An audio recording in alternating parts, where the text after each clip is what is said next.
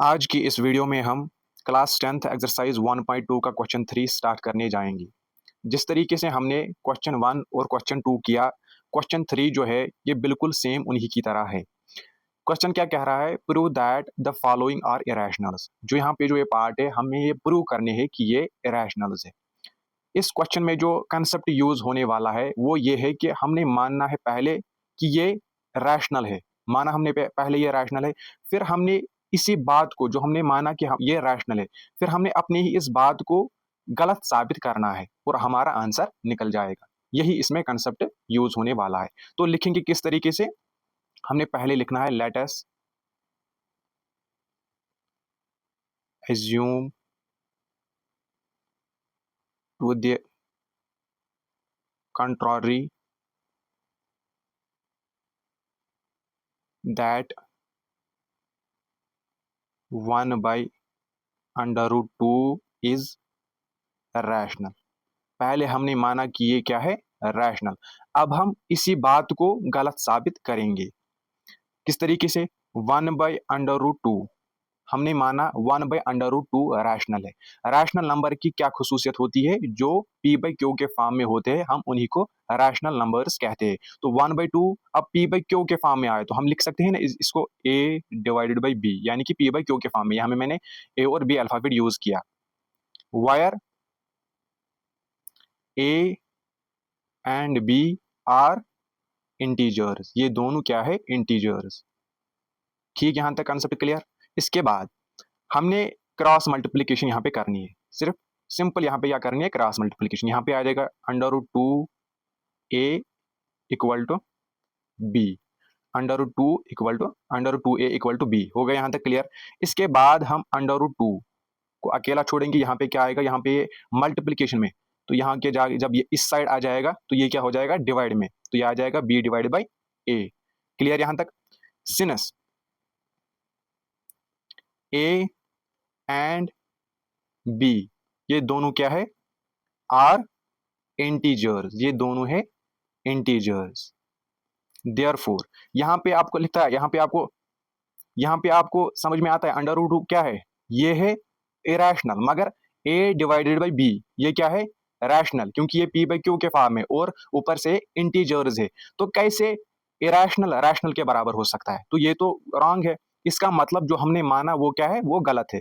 Therefore b divided by a is rational. ये क्या है? रैशनल।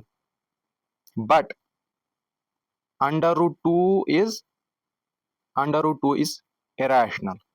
जो अंडर रूट 2 है वो क्या है? ये इरेशनल है, लेकिन हमने माना था इसको रैशनल। ये अब क्या निकला? Irrational. So this contradiction has arisen because of our wrong assumption, क्योंकि हमने इसको गलत माना था।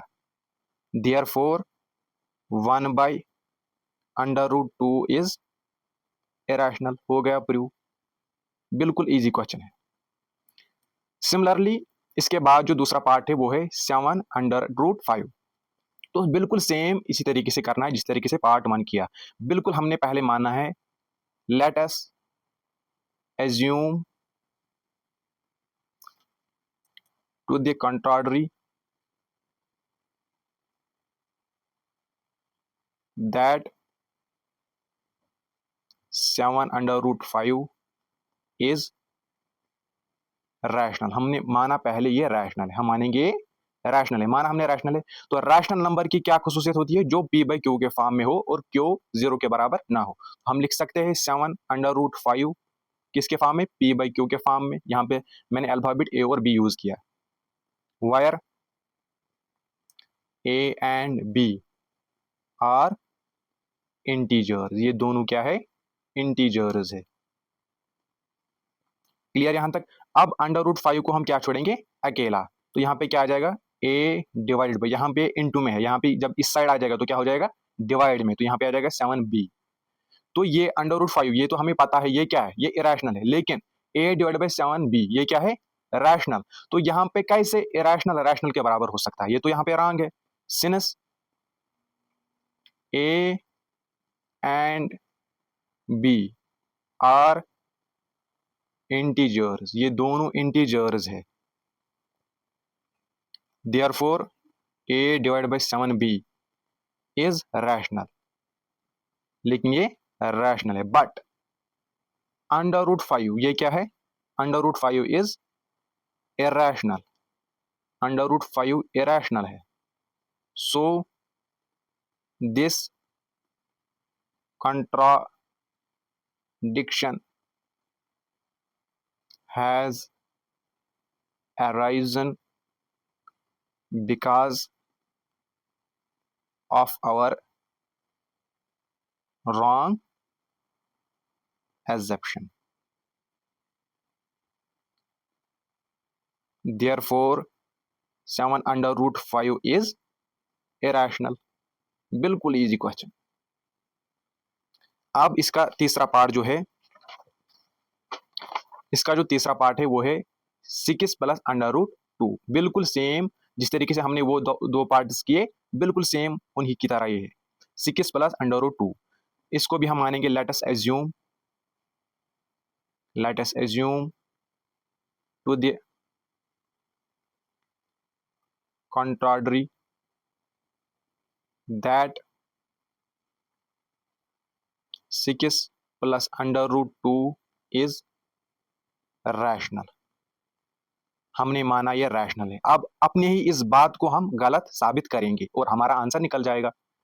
6 प्लस अंडर रूट 2 हमने माना यह रैशनल है, तो रैशनल की खुसूसियत होती है जो नंबर्स p बाई क्यू के फॉर्म में होते हैं। तो हम लिख सकते हैं a divided by b, wire